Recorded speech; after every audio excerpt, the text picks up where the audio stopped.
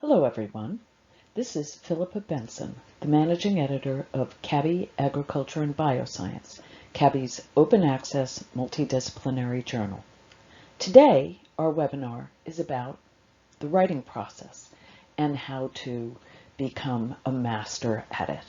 I hope this presentation will help you to become a better writer, not only in English, but also in your native language as well. I'll go over a bit of history of the study of the cognitive processes in writing and focus on explaining what expert writers do to make them expert. I do want to begin by sharing with you 3 quotes from great writers that I think are truly instructive. I share these quotes with you because they articulate beautifully the idea that writers not only can, but they should have control over their readers' understanding, and the only way that they can do it is by keeping those readers in mind. So Ralph Waldo Emerson said there is creative reading as well as creative writing. C.S. Lewis reminded us that the writer must herd his readers like sheep down a lane, leaving no gate open to the right or to the left, or the sheep will go through it. And Robert Louis Stevenson said it most plainly, but most truly. Don't write merely to be understood. Write so that you cannot possibly be misunderstood. Many people ask, is there a right place to start writing a scientific manuscript, or any kind of writing for that matter? In terms of writing a manuscript, there really is no one correct answer of where a person should start to write.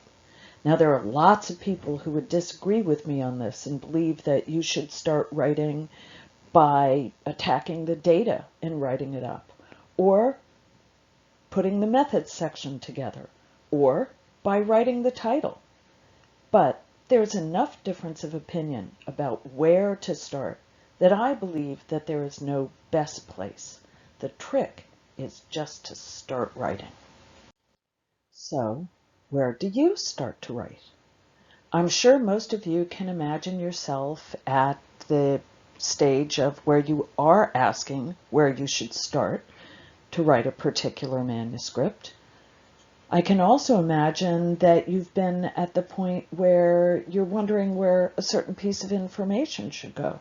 Should it go into the introduction, or should it go into the discussion section, for example? I'm sure you've all also been in the spot of getting down into the details and getting stuck, wondering if a certain sentence is grammatical or if the syntax is correct or not, and getting stuck thinking about that for quite a long time. And I suspect you've also all been at that point where you're just stumped, you're stuck. You've got a lot of ideas, but you really don't know what the next best thing to do is when you're writing. The question is, how do you get from starting through to a final, effective, satisfactory document most effectively and efficiently? What makes one person a good writer and another person not as effective a writer? So for the purpose of this webinar, let's call the good writer an expert writer and a less effective writer a novice writer. So what do good writers do? In the next few slides, I'm going to give you some background about psychological studies of writing that led to an accurate, real, science-based understanding of the cognitive processes involved in writing, and to the understanding of the strategies that expert writers really use. Psychology emerged as a scientific discipline at the end of the 19th century, and at that time, psychologists were interested in consciousness and the structure and elements of thoughts and experiences that people had through introspective analysis. Most of you may be familiar with this famous picture of Sigmund Freud's analysis couch. But the study of writing gained momentum in the 1950s and 1960s when the computer led to the emergence of theories of information processing and information processing theories of psychological phenomena. The cognitive revolution started by looking at how individuals generate solutions to novel tasks. One of the first of these kinds of studies was looking at how master chess players solved problems, because games like these are very complex problem-solving tasks, and generally the problem-solving is done interior and silently, much like writing. So studies of writing evolved based on the idea that writing is also a complex and primarily silent problem-solving task. And that is what writing is. Every time you sit down to write, it's a new problem, a new document, new audiences, new situations, new goals. Writing is inherently a problem-solving task. Early studies of writing used various techniques to try and uncover the strategies that writers used when they were composing text, which is usually done silently. Researchers looked at, for example, the behaviors of writers. They looked at their texts and scribbles while they were writing. They asked writers to explain what they were doing when they were writing, and they also asked them to answer a series of questions. Some of the best studies of writing used a technique that had been used with studying chess masters called think aloud protocols, where the subject of the study would actually think out loud, sort of babble, while they were producing text.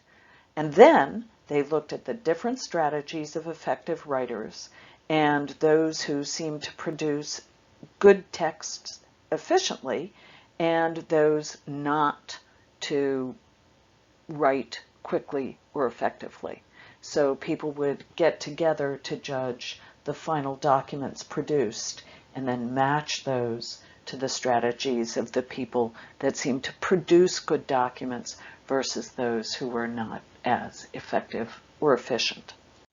More recently, studies have been done using functional neuroimaging to see what parts of the brain light up and are engaged during writing tasks. And what has been found through these imaging studies confirms many of the findings of the previous psychological studies in terms of what the writers focus their attention on as they're writing. What are they thinking about on various levels, on high levels, macro levels, or on micro levels of writing? What did all this research reveal? Well, what researchers found was that there was a broad set of influences on how people generate text, including what their overall environment was, social and cultural factors, technical influences like the tools they were using to write, and on the individual level, emotions and attitudes impacted the writing process, and physical factors as well. But what we're going to look at today is studies of the individual writer and their memory in terms of the cognitive processes that they use. What the research revealed about the actual cognitive processes, what you could call human computing processes, looked at the actual behaviors and also included consideration of the final quality of the writing that was produced. Researchers found some really interesting things about what makes one individual a good writer and another person maybe not so good a writer. First, researchers found that they could break up the activities that writers engage in into three major phases: planning, writing, and revising. And all the separate behaviors that people did could be grouped underneath these categories. These include inventing and exploring ideas, planning and organizing those ideas into text, drafting the text itself, and then editing that text until it becomes a final product. What is interesting is that researchers found that expert writers move through these phases very, very differently than novice writers. What they found was that good writers spend much, much more time planning than do novice writers, both on the global and local levels. And critically important is that expert writers were willing to adjust the plans that they made throughout the writing process. They would go back and make new plans or evaluate what they had been thinking about. So when good writers are planning about their writing, they would ask questions like, what is the scope of the document? What should I include and what should I not include? What is the purpose of the document? Who are my intended readers? What do my readers know and what don't they know? What do they want to know? What are the constraints that I have in producing this document? Do I have to meet a deadline? Is there a specific target, in the case of science writing, journal? Is there a specific audience or format? Also, critically important, good writers ask, what are the needs and concerns of people I'm collaborating with, my co-authors, or what are the needs or concerns of people in my institutions, or people giving me money to do things? They would also ask questions about requirements of the text for its structure or its tone or visuals. And there are a lot of other things that they would consider, but they would have to do with scope, purpose, audience, constraints, and concrete tasks that they needed to accomplish.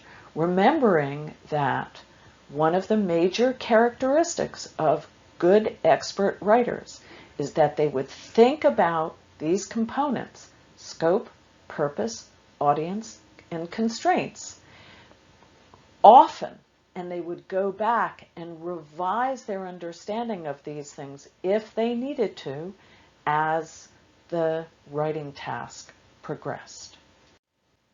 As I mentioned, researchers found that there were really distinct differences between novice and expert writers and their strategies and where they put their attention during the writing process.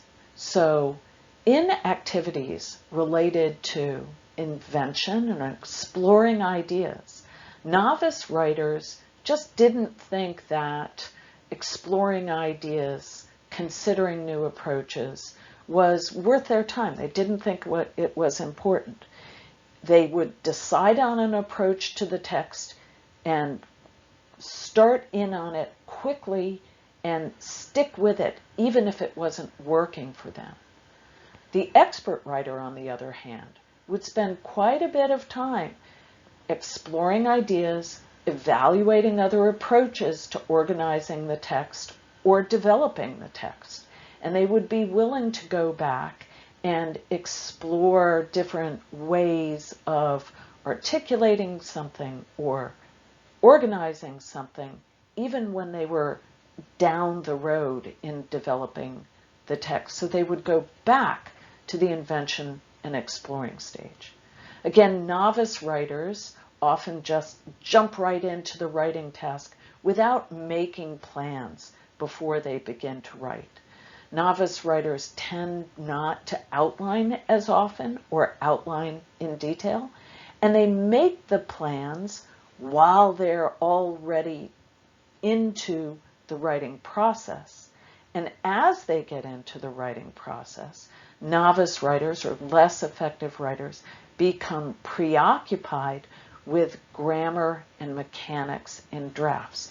This is something that can be characteristic of non-native speakers of English who get stuck in making sure that a sentence is perfectly grammatical, where they may need to go back at some point and move that sentence, delete it, change it for some other reason after they've spent a lot of time trying to polish the grammar in one sentence. Expert writers, on the other hand, make extensive plans before they draft. They take notes, they sketch, they diagram ideas and organizations. And while they're making those plans, they revise them. While they're writing, they are willing to go back and revise those plans. And they're not as concerned with grammar and mechanics in drafts. As long as they have the idea fairly well captured in a sentence, and that sentence is in a good, logical, coherent order within a paragraph, and that paragraph makes sense within the context of the overall document, they won't worry about the fine points until they're coming to the final draft. While drafting, novice writers tend to focus again on the individual sentence and not on the entire text, keeping the big picture in mind. They don't go back and look at how new text fits in with the text generated so far. And critically, they're looking at the text and thinking about what they've written from their own point of view and not from the point of view of the reader. And that in particular is a real skill that expert writers develop. Expert writers stop, rescan, reread, and reflect on the text in terms of audience, purpose, scope, design, constraints. They stop and make a conscious effort to think about how the text could be working for the reader.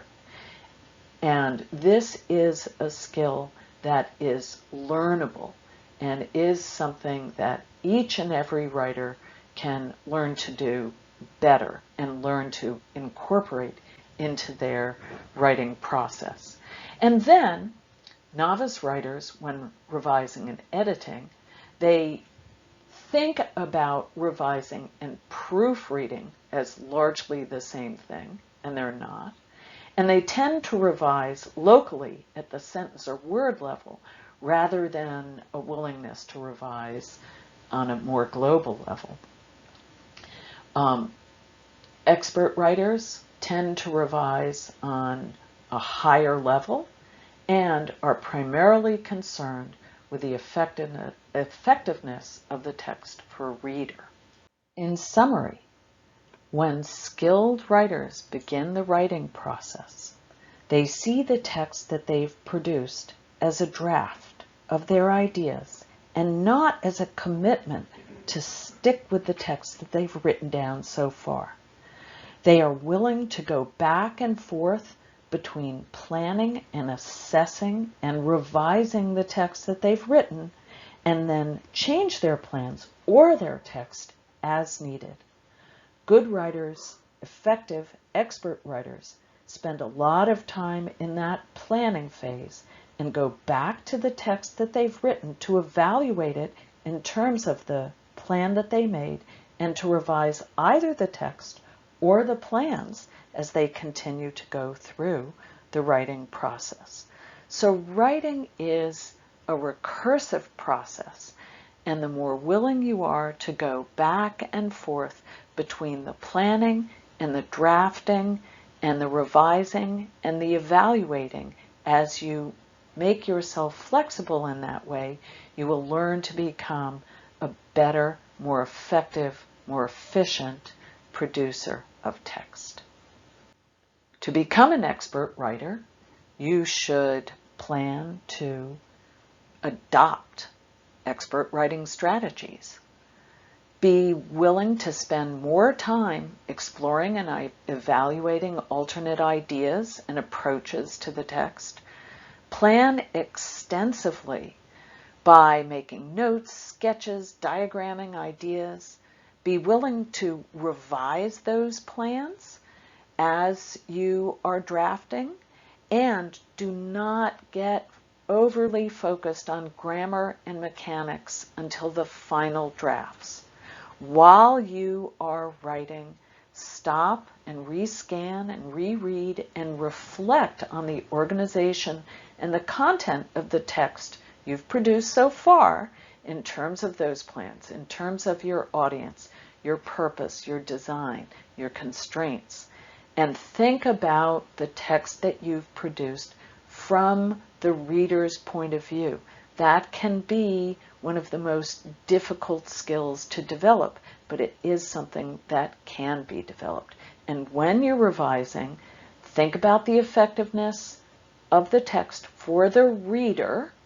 And when you revise, think about the full document, then the organization of the sections, then of the paragraph structure, and then going down in the final drafts to really focus and polish on grammar and sentence structure. Those are the things, those are the strategies that expert writers use.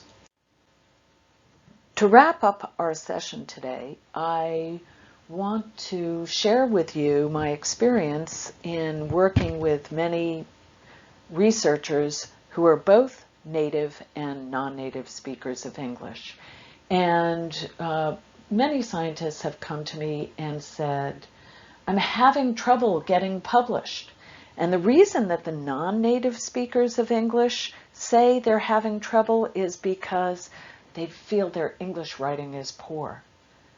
The native speakers of English, the researchers, the scientists, the subject matter experts, come to me and say, I'm having trouble getting published.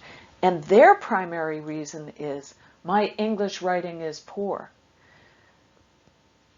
It is important to remember that both native and non-native writers of English, who are scientists, are often not confident about their English writing skills and believe that when they're having trouble getting published, it's because of their lack of skill and prowess as an English language writer.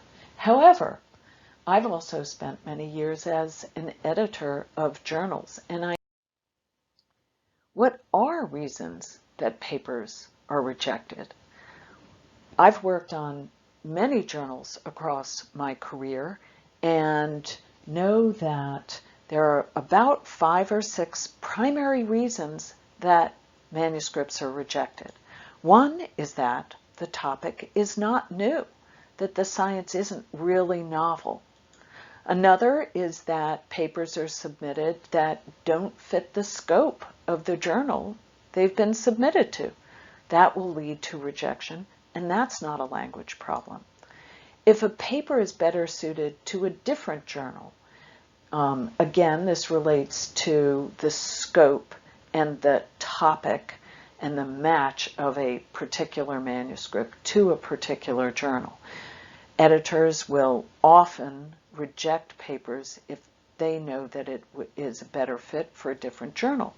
If the paper is scientifically flawed, that will lead to an immediate desk reject, and that also is not a language problem. And if a journal has recently published many papers on a specific topic and another paper comes in and it's not sufficiently competitive with other manuscripts that the editor is considering at that time, that will lead to a desk rejection, and also that is not a language problem. So all of these reasons are the top reasons that manuscripts are rejected, and none of them have to do with language. So manuscripts are rejected due to language or writing problems Most often when the manuscript is so badly written that the content can't even be understood.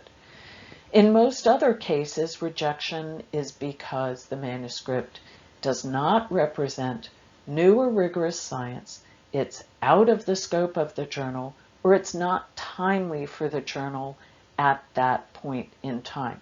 I can tell you that if there is a brilliant piece of science that is novel, that's a good fit for a journal, but the English isn't perfect or isn't even great, but the science is great, editors will want to keep that paper. They'll want to work with the scientists to help polish the language through the revision process. Before we close today's presentation, I want to encourage you to visit CABI.org for information, publications, and education related to agriculture and biosciences. Specifically, I hope that you will visit CABI Agriculture and Bioscience, CABI's open access multidisciplinary journal. The journal is published in collaboration with BMC, Springer Nature's open access branch, and is led by an editorial board of top-ranking researchers from around the world. The journal is compliant with best practices in publishing for high-impact journals and is committed to publishing rigorously conducted science. We accept both primary and cross-disciplinary studies and those with broad global impacts, as well as studies that reflect more narrow, specific, and local applications. We are committed to thorough, fast, and fair peer review, and again, we're open access with links on both the BMC and CABI websites. I also encourage you to visit AgriArchive, CABI's preprint server. This is a free open access resource for unpublished preprint materials across all the agriculture and biosciences. It's hosted and managed by CABI, and there's no fee for submitting. Materials are posted within 72 hours after a quick review for appropriateness of topic, but the materials are not peer-reviewed, edited, or typeset in any way before being posted online. You'll also find CABI's author education and services portal on the AgriArchive website. Thank you all for listening to this webinar, and if you have any questions or comments, please send them to me at p.benson@cabi.org. Thanks very much.